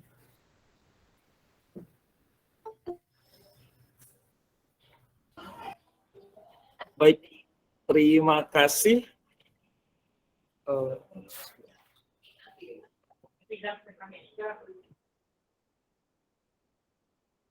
Baik, silakan rekan-rekan yang mungkin ada yang mau ditanyakan terkait apa yang sudah dipaparkan oleh Ibu Rosi Silmianita. Karena mungkin izin Ibu, ini juga mungkin beberapa teman-teman yang terlibat di sini adalah teman-teman pendamping sebaya, jadi mungkin relate ya apa yang mau disampaikan. Silakan teman-teman. Iya, Mas Oke. Chandra, nunggu. Siap Ibu. Ada yang sudah raise Ibu dari Kak Iskan 88. Silakan Kak Iskan. Iya. Ya, selamat siang Ibu. Selamat siang Dokter. Ya, saya sebetulnya saya seorang audit udah hampir 8 tahun, 9 tahun. Sudah 9 tahun. Yang saya sering terjadi adalah pada saat seseorang didiagnosis pertama kali mengidap HIV, itu akan terjadi namanya depresi. Itu pasti, 2 minggu itu pasti akan terjadi depresi. Nah, yang terjadi di lapangan adalah tidak semua puskesmas atau rumah sakit punya tenaga konselor. Kemarin saya mendampingi salah satu pasien baru ke rumah sakit daerah di Jakarta, itu hanya bertemu dokter, dikasih obat, habis itu pulang. Sedangkan aspek dari psychological first aid itu tidak ada. Edukasi tidak ada. Sedangkan yang dibutuhkan pada saat seseorang terdiagnosis HIV sebenarnya adalah supporting. Karena mereka tidak akan bisa pick up kepada orang lain kayak gitu. Jadi bagaimana ya Bu untuk penanganannya? Karena tidak semua tenaga psikolog atau di rumah sakit daerah itu tidak mendampingi HIV juga. Bahkan kalau kita ke psikolog di puskesmas kita harus waiting list. Ke psikiater juga tidak semua mereka teredukasi. Gitu saja ya Bu. Terima kasih. Baik, terima kasih Pak Iskan. Ya, memang saat ini kita punya keterbatasan gitu ya dengan tenaga psikolog yang ada. Tapi Pak, sejauh ini gitu ya pemerintah khususnya Pemda DKI sudah memfasilitasi gitu ya tenaga psikolog di 24 puskesmas kecamatan se-DKI Pak. Gitu. Nah, terkait dengan prosesnya untuk waiting list, karena memang ternyata Pak, peminat untuk yang ke psikolog sudah awareness-nya udah besar. Gitu. Ternyata teman-teman udah awareness sehingga kami para psikolog di puskesmas gitu ya, cukup banyak pasien yang datang sehingga memang waiting list Pak. Mohon maaf karena memang kuotanya juga terbatas Pak. Gitu, karena kita punya satu hari itu misalkan kita bisa melakukan pelayanan cuma 6 sesi. Kenapa 6 sesi? Karena satu sesinya bisa 1 jam atau 1,5 jam Pak. Gitu. Nah, kami bersedia sekali gitu ya Pak. Siapapun yang membutuhkan bantuan kami, silahkan datang ke puskesmas Kecamatan Kembangan atau puskesmas lain yang ada di DKI Pak. Teman-teman sangat welcoming Pak gitu ya untuk bisa membantu secara supportingnya. Ya Pak, itu dia. Kita support kok. Gitu. Apapun yang kita bisa lakukan, yuk kita sama-sama seperti saat sekarang ini ya dengan jaringan Indonesia Positif udah melakukan kayak gini gitu ya. Educate ke teman-teman gitu ya, menginformasikan itu bagus banget. Jadi ini bisa tershare ke semuanya. Gitu ya Pak. Pak, mohon maaf karena memang keterbatasan orangnya ya Pak, tenaganya gitu ya. Kalau Iya, kami Bu, bisa terima kasih gitu Bu. ya, Nanti, pasti ya kami mungkin bantu. kalau dalam nanti rapat Bu bisa masukan buat ke instansi pemerintah daerah gitu Bu. Boleh Terima Pak, kasih aja nanti itu. saya akan sampaikan Pak. Baik, terima kasih banyak Pak. Baik, terima kasih Mas Iskan dan terima kasih Bu Rosi. Memang Bu, kita kalau misalnya memang mengandalkan hanya apa namanya fasilitas psikososial yang ada di puskesmas kan memang walaupun sudah banyak tapi kan tenaganya terbatas ya Bu Rosi ya. Betul. Betul, makanya kita perlu di sini kenapa teman-teman pendamping sebaya mungkin yang hadir di sini atau mungkin teman-teman peer support yang ada di sini juga mengerti bagaimana sih sebenarnya ketika teman-teman mendapat pendampingan yang dirasa apalagi saat early diagnosis ya, saat diagnosa baru itu kan pasti perubahan status kesehatan kan merupakan apa ya trigger untuk stresor yang kuat ya Bu Rosi atau Dokter Darren Betul. ya, betul. Dan di sini harapannya juga teman-teman pendamping sebaya, peer support yang ada di sini juga paham tidak hanya pengetahuan dasar HIV-nya, karena dukungan psikososial yang teman-teman berikan kepada rekan-rekan kita yang membutuhkan itu sangat luar biasa berarti bagi mereka gitu kan, seperti itu ya Bu Rosi ya. Iya. Nanti saya akan sampaikan, coba koordinasikan ya dengan instansi. Siap Ibu Rosi, siap. Ada lagi mungkin satu pertanyaan dari teman-teman yang mau bertanya kepada Ibu Rosi. Nah, sambil menunggu, Bu Rosi, aku mau nanya Bu, sebenarnya kalau misalnya prosesnya ini Bu, proses kita ketika mungkin ketika teman pendamping sebaya membawa klien atau kita yang merasa butuh nih sebenarnya kayak konseling dengan psikolog di puskesmas, sebenarnya regulasinya atau tata caranya step by stepnya itu mudah atau bagaimana Bu? Mungkin bisa dijelaskan supaya teman-teman paham gitu Bu. Oke, baik. Jadi sebenarnya setiap puskesmas itu punya alur sendiri gitu ya, bagaimana cara dia untuk bisa memasukkan pasien atau pasien masuknya. Nah, biasanya adalah kami punya kuota gitu ya. Misalkan satu hari ini kami punya kuotanya 6 pasien. Nah, ini ada pasien yang memang pasien lanjutan, artinya memang dia lagi terapi gitu ya. Ada pasien yang on the spot, dia bisa datang langsung gitu ya, langsung bisa masuk tapi sesuai dengan antrian. Ada pasien rujukan. Nah, pasien rujukan ini rujukan dari mana? Bisa rujukan dari poli mana aja. Gitu. Itu bisa langsung masuk ke psikolognya. Gitu. Nah, tergantung tuh biasanya kuotanya udah penuh atau belum tuh, Mas. Nah, itu biasanya kita ada yang namanya jadwal 1 minggu full gitu ya. Itu kita udah memapping pasien-pasien mana aja yang masuk dalam terapi. Oke, on the spot-nya berapa, yang rujukan berapa. Oke, terima kasih Ibu Rosi, rekan-rekan semua yang hadir dalam ruangan. Bu Rosi ini in charge di PKC mana Ibu di Kembangan, Kembangan ya Ibu ya. Nah, iya. semoga teman-teman yang ada di sini, terutama teman-teman pendamping sebaya, peer support yang ada di sini, atau mungkin teman-teman yang bukan pendamping tapi hadir di sini. Nah, tadi kita dapat gambaran tuh dari Bu Rosi, ternyata teman-teman dimudahkan kok untuk ketika memang teman-teman butuh untuk datang ke layanan psikososial yang ada di puskesmas, di facilities itu, teman-teman silakan bisa datang. Ada satu pertanyaan terakhir Ibu Rosi dari Kak Aulia, Kak Firdian Aulia. Kita Oke, persilakan, baik, silakan Kak Aulia. Hai Dokter Rosi, hai Kak Chandra lagi. Maaf ya, aku jadi banyak tanya nih. Dokter Rosi, aku mau nanya nih. Silahkan Mbak.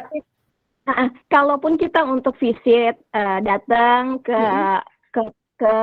puskesmas Kembangan itu, kita langsung datang aja atau memang butuh rujukan, itu bisa nggak sih di antara dua itu? Bisa datang aja on the spot, bisa melalui rujukan. Oke, dan yang kedua, itu biasanya kalau misalkan rujukan gitu kan biasanya berarti dari BPJS-nya langsung ya dok ya? Kalau rujukan itu biasanya tergantung gini Mbak. Jadi sekarang ini biasanya gitu ya, vaskesnya awalnya tuh di mana? Misalkan vaskes awalnya Mbak Aulia di mana? Aku di Cipondo, Tangerang. Cipondo, Tangerang.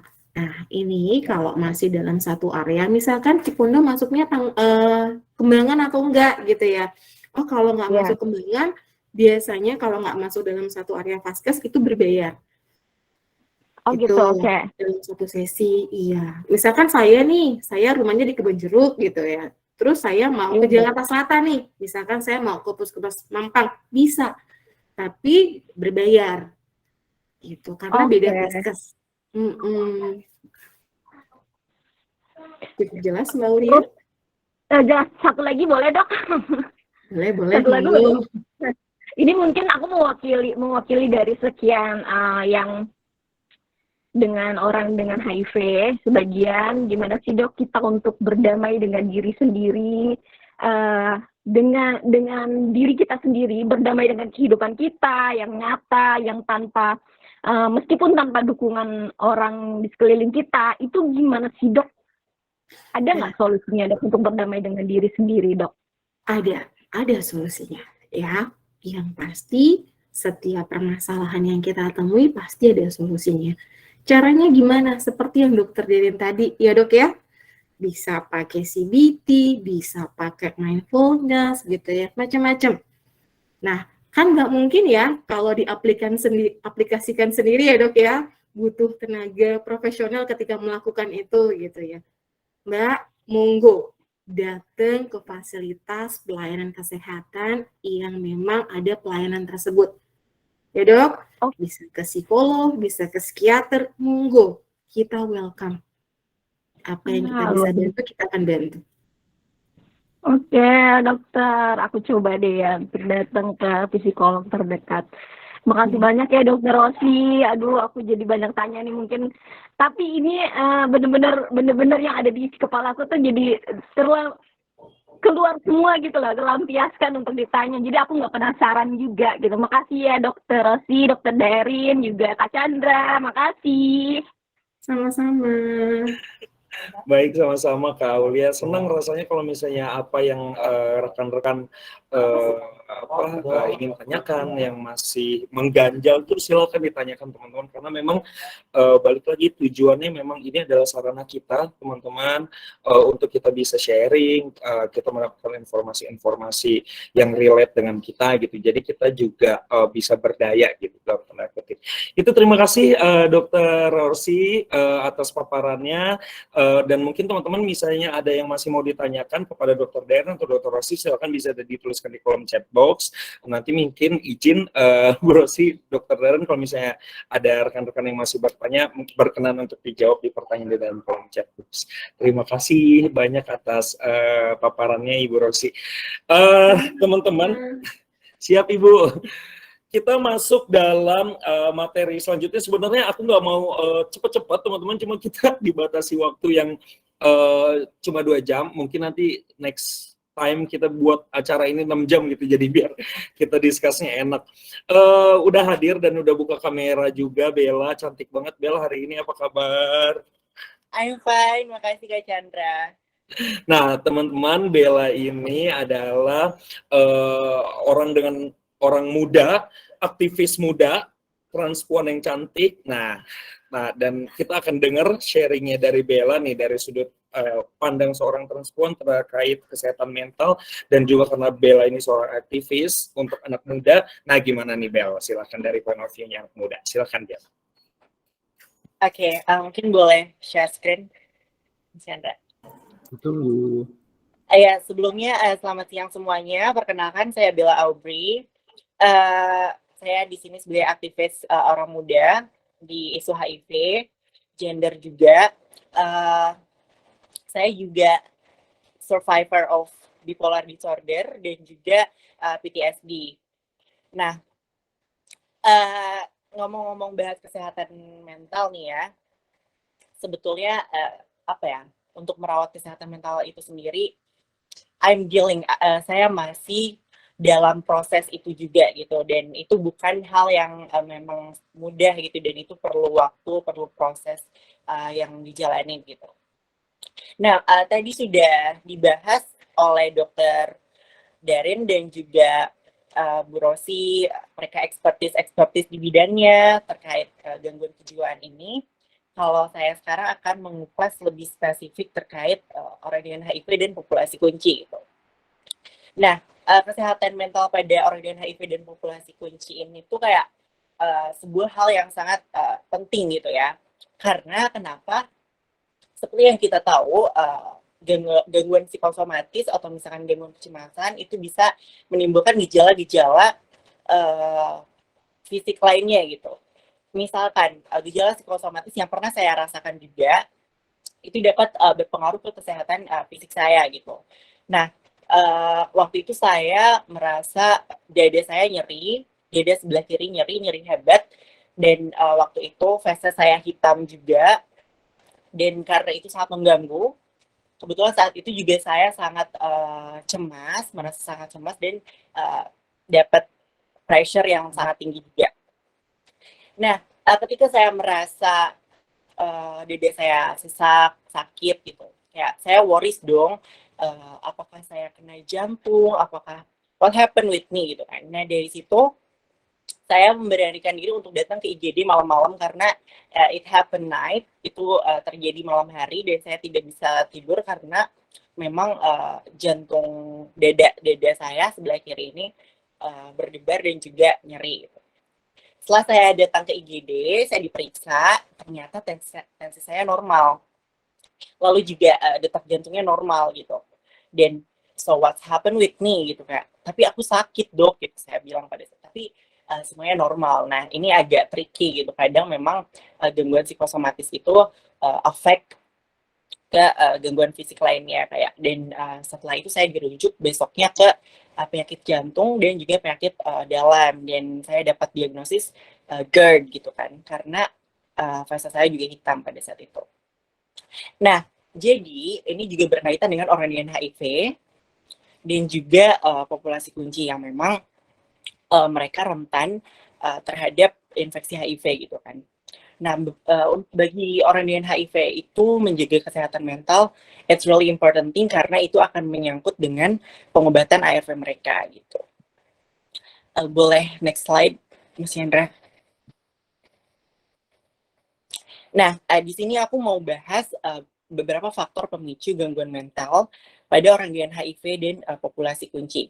Sebelum saya jelasin, mungkin di sini ada yang masih awam juga. Apa sih populasi kunci? Nah, jadi populasi kunci ini tuh mereka adalah orang-orang yang memang beresiko terinfeksi HIV gitu. Nah, secara umum gangguan jiwa itu biasanya kombinasi dari beberapa faktor gitu. Ada beberapa pemicu gitu, kombinasi. Nah, mungkin ini tadi juga dijelaskan oleh dokter dan Ibu Rosi. Jadi ada ini faktor secara umum ya, ada faktor biologis, ada faktor psikologis, dan faktor sosial. Faktor biologis bisa aja keturunan gitu. atau genetik gitu. Karena kan ada beberapa memang penyakit mental yang disebabkan karena faktor keturunan. Lalu juga ada gangguan anatomi dan fisiologis syarafnya yang memang terganggu gitu kan. Lalu juga faktor psikologis, biasanya ada trauma psikologis, entah itu misalkan dia mendapatkan kekerasan secara fisik dan seksual gitu. Lalu juga faktor sosial. Biasanya faktor sosial ini yang berpengaruh itu seperti stabilitas keluarga gitu, peran keluarga, lalu juga pola asuh orang tua dan juga tingkat ekonomi. Boleh next slide. Nah, saya akan spesifikkan lagi menjadi pemicu gangguan mental pada orang dengan HIV gitu. Jadi saya bedah, saya pisahkan antara orang dengan HIV dan juga populasi kunci tadi. Oke, jadi pemicu gangguan mental pada orang dengan HIV itu biasanya yang banyak sekali terjadi, dan saya juga memiliki teman-teman dengan orang dengan HIV yang cukup banyak, dan biasanya pemicu-pemicu ini terjadi gitu, mostly sangat sering terjadi pada mereka. Nah, ada dua pemicunya, saya bagi menjadi dua, yaitu yang pertama faktor internal. Nah, faktor internal ini berarti muncul dari dalam diri seseorang gitu kan. Jadi itu dari dirinya sendiri gitu. Nah, faktor internal ini ada self stigma. Nah, self stigma itu apa sih gitu kan?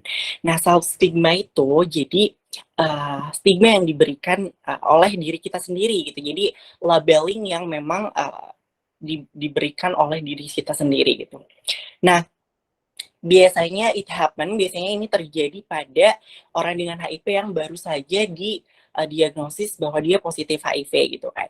Nah, dan ini self stigma ini sebetulnya juga memicu beberapa gangguan kejiwaan seperti misalkan depresi, kecemasan, dan juga bisa berdampak buruk untuk memicu bunuh diri. Nah, lalu selanjutnya ada faktor eksternal juga. Kalau tadi kan internal dari dalam diri, nah sekarang eksternal dari luar diri gitu, which means biasanya lingkungan. Ada stigma dan diskriminasi dari lingkungan. Ya, mengingat diskriminasi dan juga stigma pada orang dengan HIV itu masih ada ya di sosial kita. Ini juga menyebabkan pemicu gangguan jiwa pada orang dengan HIV. Begitu. Dan ini ada juga berkesinambungan antara self stigma itu sendiri gitu. Karena misalkan ada stigma dan diskriminasi dari masyarakat bahwa orang dengan HIV itu ini jangan dideketin gitu. Jadi self stigma orang dengan HIV itu ya udah deh, saya harus menyendiri nih gitu. Mereka feel insecure, mereka worries apakah mereka bisa dapat masa depan yang cerah, bagaimana kelanjutan hidup mereka, dan lain-lain. Biasanya kayak gitu, dan itu disebabkan oleh stigma dan diskriminasi masyarakat yang memang itu juga bisa memicu gangguan mental gitu. Nah, selanjutnya terapi ART. Ini juga sudah dibahas secara komprehensif oleh Dr. Darin tadi. Jadi terapi ART ini bisa memicu gangguan kejiwaan pada orang dengan HIV gitu. Karena memang ada beberapa golongan obat yang dapat menyebabkan dan juga memperburuk depresi gitu. Contohnya efavirenz. Oke, boleh next slide. Mas Chandra. Oke. Mungkin karena di sini juga ada teman-teman saya yang masih awam ya. Saya akan jelasin singkat terkait terapi ART. Apa sih terapi ART itu? Nah, terapi ART atau antiretroviral itu singkatnya itu adalah pengobatan yang memang direkomendasikan untuk orang yang terinfeksi HIV gitu. Nah, sebetulnya ini sampai saat ini belum bisa menyembuhkan HIV, tetapi bisa membantu orang dengan HIV hidup lebih sehat gitu, seperti orang normal pada umumnya. Nah, terapi ART ini biasanya menggunakan kombinasi dari beberapa obat gitu kan. Nah, biasanya disebut KDT atau FDC. Nah, FDC atau KDT ini, kalau FDC itu bahasa Inggrisnya sebenarnya, kalau KDT bahasa Indonesia, fixed dose combination. Nah, contohnya itu ada TLE, itu kandungannya tenofovir, lamivudin, dan efavirenz. Lalu juga ada TLD, tenofovir, lamivudin, dan dolutegravir. Jadi masing-masing mengandung 3 zat yang berbeda gitu, dan memiliki efek samping yang berbeda pula. Nah, yang tadi juga dibahas oleh Dr. Darin adalah efek samping terkait obat-obat antiretroviral ini. Gitu. Ada golongan NNRTI kayak efavirenz itu memang punya efek samping yang paling umum itu adalah pusing, mual, insomnia, dan juga beberapa pasien itu mengalami depresi dan punya rasa ingin bunuh diri gitu. Nah, tadi juga Dr. Darin mention bahwa jika memang ada pengobatan komorbid seperti TB, dan ini juga ada memang orang dengan HIV yang misalkan terinfeksi hepatitis, itu lebih mungkin mengalami depresi ketika dia diberikan terapi interferon. Nah, interferon ini salah satu jenis obat antivirus juga. Boleh next slide, Sandra. Nah, kalau tadi kita bahas pemicu gangguan mental pada orang dengan HIV, sekarang kita bahas pemicu gangguan kesehatan pada populasi kunci muda. Nah, tadi juga saya sudah bilang bahwa populasi kunci sebetulnya muda karena saya muda gitu ya.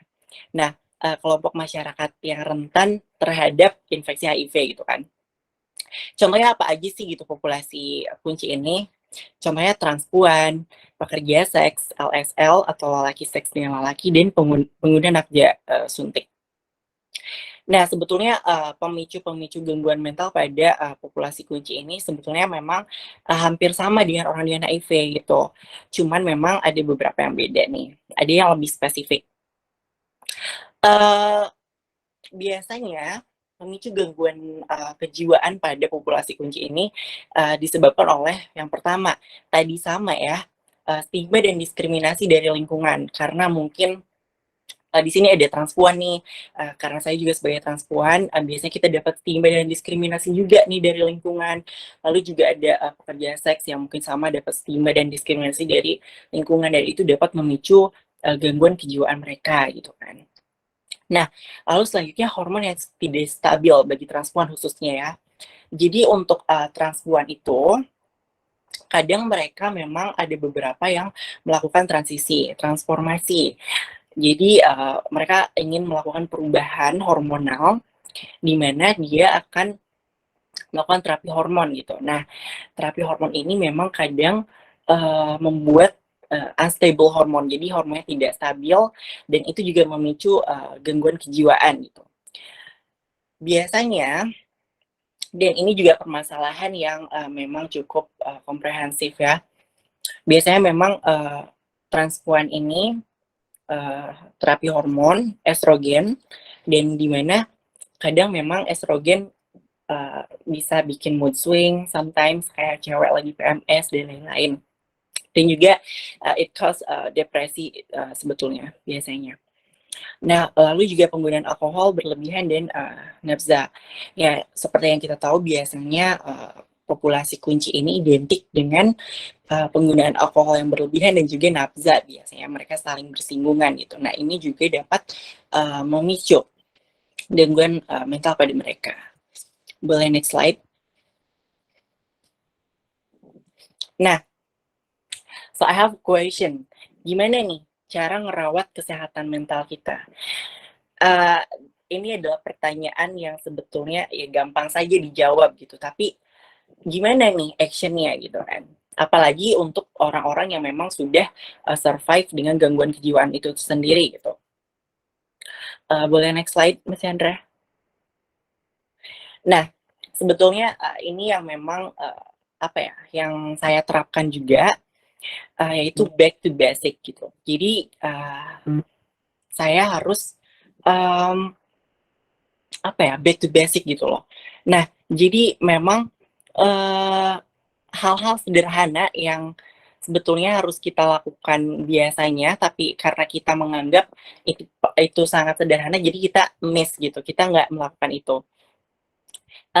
Contohnya tidur yang cukup, lalu juga olahraga, makan, terus gizi yang seimbang, dan stay connected with other gitu kan. Okay, next slide. Nah, sekarang gimana caranya merawat kesehatan mental bagi orang dengan HIV dan populasi kunci? Penerimaan diri. Biasanya coming in ini memang harus dilakukan oleh orang dengan HIV pada awal didiagnosis ya, karena memang ini sangat penting juga. Biasanya orang dengan HIV baru diagnosis itu mereka merasa susah juga penerimaan dirinya gitu kan. Nah, dan sebetulnya mereka biasanya menyalahkan hal-hal eksternal, di mana itu adalah bukan kendali dari diri kita juga kan. Lalu juga setelah misalkan kita penerimaan diri, kita bisa melakukan istirahat sejenak gitu, memberikan ruang pada setiap emosi yang dirasakan. Kita bisa marah, kita bisa sedih, kita bisa kecewa gitu, dan kita bisa luangkan itu dengan cara yang memang tepat. Selanjutnya cari peer support. Nah, mungkin di sini juga ada peer support, pendamping sebaya yang berperan sangat penting gitu untuk merawat kesehatan mental bagi orang dengan HIV. Tapi memang kadang adanya peer support ini kadang bikin orang dengan HIV itu merasa eksklusif gitu, dimana ya udah temen aku tuh ya dari sesama komunitas aja gitu, aku nggak bisa temenan sama orang di luaran gitu. Nah, saatnya setelah itu coming out. Nah, coming out ini tuh tidak harus selalu open status gitu loh. Nah, kita bisa misalkan kembali beraktivitas dengan orang-orang yang memang sesuai hobi kita, misalkan kita keluar dan lain-lain. Lalu juga konseling selanjutnya. Nah, ketika misalkan ada gejala-gejala yang dirasakan yang memang mengganggu, itu memang harus segera mencari pertolongan gitu, terutama ke profesional, entah itu psikolog, entah itu psikiatri. Oke, boleh selanjutnya, Mas Chandra. Nah, ini saya punya quotes mens sana in corpore sano. Ini sebenarnya terkenal banget, di dalam tubuh yang sehat terdapat jiwa yang kuat gitu. Oke, ini quotes yang sangat bagus yang menurut saya, karena memang ada kesinambungan antara fisik dan mental. Nah, mungkin saya sekarang akan share kondisi saya sekarang lately, karena saya pengidap bipolar. Saya sudah bipolar sejak 8 tahun yang lalu, masih sangat-sangat muda. Nah, pada saya sudah melakukan percobaan bunuh diri 3 kali gitu di usia yang sangat-sangat muda gitu, dan mungkin ini disebabkan oleh trauma masa kecil dan juga pressure pada saat itu. Dan juga peran keluarga yang tadi saya bilang itu sangat berpengaruh gitu ya. Jadi dulu itu saya memang melakukan 3 kali percobaan bunuh diri. Yang pertama kali itu saya kelas 1 SD, which means umur saya pada saat itu 5 tahun. Sudah problematik ya, pada saat itu saya mencoba untuk membunuh diri saya dengan masuk ke sumur gitu. Nah, itu mungkin terdengar sangat lucu ya, tapi sebetulnya it's dark juga. Pada saat itu saya masuk ke sumur, tapi memang masih selamat gitu. Dan juga percobaan bunuh diri yang kedua itu saya terjun tapi masih hidup, dan juga saya minum obat banyak tapi juga masih hidup. Dan pada akhirnya saya dapat conclusion. Saya tanya diri saya sendiri,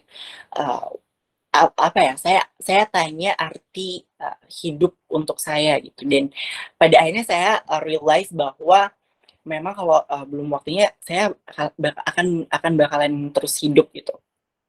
Dan sebetulnya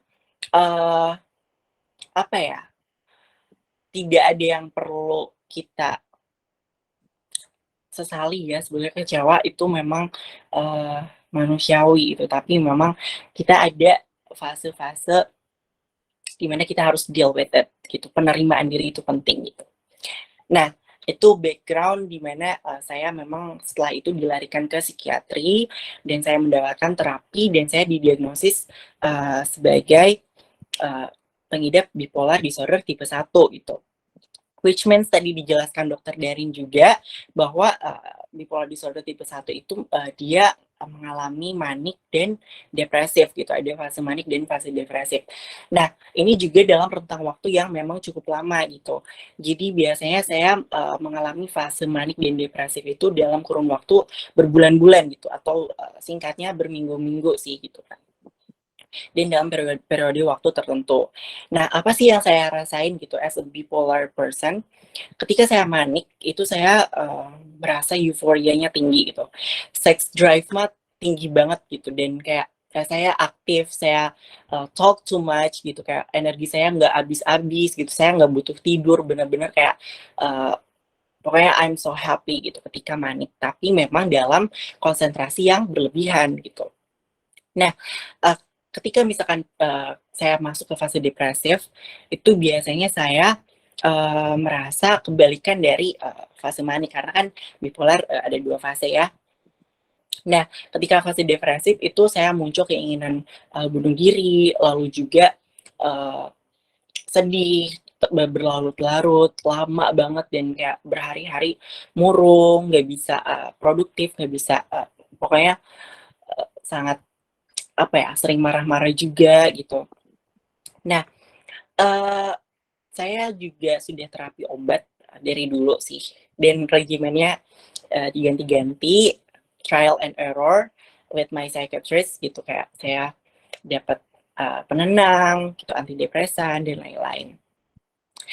Tapi memang untuk bipolar ini sendiri sebetulnya memang susah sekali gitu ya untuk saya bisa kontrol juga, karena kadang apa ya, reality dan juga imajinasi itu bertubrukan gitu yang saya rasakan, dan biasanya saya memang sulit untuk mengontrol, dan solusinya adalah memang teratur minum obat gitu loh. Kayak ketika misalkan kita udah konsultasi sama psikiatri dan sudah diberikan obat, rutinlah minum obatnya gitu, dan dengan itu dapat menolong sekali sih. Itu amat sangat membantu, dan biasanya itu juga meringankan ketika saya masuk ke fase-fase tersebut gitu. Misalkan ketika saya manik, itu saya tidak terlalu berlebihan, saya masih bisa kontrol dengan bantuan obat tersebut. Dan juga sama ketika depresif, itu saya bisa lebih tenang gitu. Lalu juga sebetulnya memang bipolar ini tuh agak tricky ya. Ketika saya didiagnose juga, mungkin kita semua punya potensi untuk bisa terdiagnosis bipolar gitu, dan mungkin saran saya adalah kenali diri kalian gitu, kenali diri kalian, dan kalian harus sensitif atas perasaan diri kalian gitu. Apa yang kalian rasakan itu jangan dipendam gitu, kalian berhak gitu untuk bertanya kayak, aku kenapa gitu, aku butuh pertolongan. Terus kayak kamu harus minta tolong aja ke teman dekat dulu nih gitu kan, karena ya saya juga punya teman-teman yang suportif, teman-teman di sini juga gitu, yang memang itu juga amat sangat membantu dalam pengobatan saya gitu. Nah, tapi minusnya memang saya juga kadang ketika fase depresif itu melakukan self harm, di mana ini mungkin tidak asing bagi orang-orang dengan gangguan kejiwaan gitu kan. Ketika saya merasa depresi, saya ingin melukai diri sendiri gitu. Kayak saya silet-silet tangan dan lain-lain gitu. Bentur-benturin kepala gitu. Nah, sebetulnya tuh kayak ketika saya sehat, ketika saya dalam kondisi stabil, kayak dipikir-pikir, saya ngapain ya gitu, kayak gitu, kayak padahal bikin sakit gitu, terus kayak perawatan mahal-mahal malah dilukain gitu kan. Itu ketika kondisi stabil gitu. Tapi memang kondisi depresi itu memang apa ya, kita nggak bisa duga gitu, memang itu kayak naturally kayak gitu. Nah, jadi kadang ketika misalnya saya self harm itu apa sih yang ingin saya dapatkan gitu dari melukai diri sendiri. Sebetulnya mungkin ini juga berlaku bagi pengidap yang lain. Ketika misalnya kita melukai diri sendiri, itu kita merasa release, stress release gitu kan. Jadi kayak stresnya teralihkan, jadi tenang gitu. Nah, sebetulnya solusinya adalah biar kita nggak self harm lagi, itu adalah cari stress release yang lain gitu. Jangan melukai diri gitu, karena sebenarnya ini susah sih, saya bilang sangat susah, karena sebenarnya ini pencarian juga, karena kita juga bisa try and error. Kita bisa ngelakuin coping mekanisme, dan setiap orang beda-beda ya. Kayak misalkan saya juga suka gambar, tapi memang kadang juga saya punya mimpi buruk yang sangat buruk gitu. Kadang saya sleepwalking, kayak saya ketika malam itu terbangun tapi dalam posisi berdiri. It quite scare ya sebetulnya, dan agak nggak masuk akal, tapi ya sleepwalking. Lalu juga saya konsultasi sama psikiatri, dan dia menaikkan dosis lorazepam saya. Nah, kalian misalkan lagi depresi terus kayak ingin melukai diri sendiri, itu bisa dialihkan ke hal yang lain, coping mekanisme yang lain gitu. Kalau misalkan suka nari, suka tiktokan, suka nyanyi, it really stop gitu. Cuman memang apa ya, agak susah, tapi bisa dicoba gitu. Saya juga biasanya saya menggambar, meskipun gambar saya jelek, tapi saya ingin mau memperlihatkan gambar-gambar saya. Jadi ini gambar saya, sebetulnya ini garis-garis depresi sih, as you can see. Dan ini sebetulnya apa yang ada di mimpi saya, terus saya gambarkan di sini. Dan sebetulnya ini rilis juga sih gitu, kayak saya nggak melukai diri saya sendiri, tapi saya menjadi lebih tenang, lebih plong gitu. Dan ini juga bisa diadopsi oleh kalian yang memang merasa depresi dan juga ingin melukai diri sendiri. Mungkin itu saja dari saya, Mas Chandra. Terima kasih banyak. Thank you Bella atas sharing pengalaman dan informasinya yang diberikan. Nah, gini nih Bella, mungkin kalau misalnya ini kan karena di sini kita saat sharing session ini kita kan sebenarnya pengen tahu nih, kalau Bella tadi jelasin udah pernah mencoba melakukan self harm dan lain-lain. Nah, kira-kira nih menurut Bella dari apa yang sudah Bella alami, nah supaya mungkin dari sini teman-teman yang ada di sini gitu untuk bisa tahu nih kapan nih kira-kira ini nih gejalanya nih, kayaknya kok aku udah mulai ada yang salah nih, dan langkah-langkahnya nih yang tepat supaya tidak melakukan hal-hal yang akhirnya merugikan diri sendiri atau orang lain, itu apa aja tuh, Bel? Iya, ini biasanya yang saya lakukan ya. Sebenarnya hal yang simpel adalah ketika misalkan kita merasa, karena tubuh kita punya sinyal-sinyal tertentu kan, kita bisa mengetahui ketika tubuh kita tidak baik-baik saja gitu, I'm not mentally unstable gitu, dan kita harus cari pertolongan. Kayak kita cari temen ngobrol. Biasanya banyaknya orang yang psikosomatis itu memang perlu temen ngobrol gitu, entah itu temen atau misalkan datang ke psikolog dan lain-lain gitu. Dan kadang kita juga notice nih, ketika misalkan kita sudah agak ada gangguan nih secara mentally, itu kita bisa langsung aja gitu, tanpa menunggu lama. Kalau misalkan kita, aduh kayaknya saya ada ngerasa depresi dan lain-lain, itu sedari awal mungkin kita harus mencari pertolongan. Dimulai dari mungkin orang-orang terdekat, lalu ke profesional gitu. Kalau misalkan dicoba ke orang terdekat dan ternyata itu membantu, that's fine gitu. Tapi ketika misalkan orang terdekat sudah tidak bisa membantu nih, kayak nggak punya efek yang baik gitu, kita langsung ask for help ke profesional gitu. Dan sebetulnya saya juga ingin share nih, ketika misalkan teman-teman di sini yang mau akses psikolog dan juga psikiatri gitu, terutama yang pakai BPJS, itu sebetulnya gampang banget. Ketika misalkan kalian mau akses psikiatri pakai BPJS, itu kalian datang ke Vaskes 1. Nah, biasanya di Vaskes 1 itu ada yang memang tersedia psikolog, ada yang tidak gitu. Nah, kalau misalkan ada yang tersedia psikolog, kalian bisa datang aja ke Vaskes 1 dan konsultasi sama psikolog. Kalau memang membutuhkan terapi dari psikiatri, nanti dirujuk ke rumah sakit terdekat gitu. Nah, kalau misalkan memang di puskesmasnya nggak ada psikolog, itu biasanya kita ke dokter umum, lalu dokter umum yang merujuk kita ke rumah sakit, entah itu mau ke psikolog di rumah sakit atau psikiatri di rumah sakit. Gitu Mas Chandra. Oke, thank you banget Bel informasinya. Jadi aku harap teman-teman yang hadir di sini juga nggak ragu ketika memang ada ada yang lagi tidak baik-baik aja nih terhadap diri kita, jangan ragu untuk minta bantuan profesional. Ada banyak aksesnya teman-teman, ada di semua puskesmas. Kalau yang ada, kalau nggak ada bisa cari di tempat-tempat yang lain yang teman-teman bisa googling, bisa cari semua. Dan jangan pernah anggap bahwa ini adalah masalah yang sepele, karena dari mulai di sini lah biasanya masalah-masalah yang lainnya kan berlanjut seperti itu. Thank you Bella atas sharingnya, pengalamannya, dan thank you so much seluruh narasumber yang udah hadir pada hari ini. Nggak kerasa banget tadi kita mulai jam 2 dan ini udah mau jam 4 dan kita sayangnya harus selesai untuk kegiatan kita pada hari ini. Teman-teman, kita lampirkan link di dalam kolom chat box untuk absensi. Penting teman-teman kita untuk bisa tahu nih emailnya teman-teman. Jadi kalau misalnya kita ada kegiatan-kegiatan yang lainnya, kita akan sampaikan juga melalui email. Dan juga tadi aku lihat teman-teman di kolom chat box minta materi hari ini, aku juga udah lampirkan link G Drive-nya di dalam kolom chat box. Dan teman-teman untuk melihat update nih teman-teman, apa aja sih sebenarnya yang tema-tema webinar yang JIP nanti akan tampilkan lagi per bulannya gitu ya. Teman-teman bisa lihat di dalam media sosialnya JIP ini, ada Instagram, Facebook, LinkedIn, YouTube, dan website. Jadi teman-teman silahkan bisa follow, jadi nggak ketinggalan kalau misalnya kita adain webinar, adain workshop, adain literasi-literasi terkait berbagai isu yang seputar HIV, kesehatan mental, dan lain-lain di sini.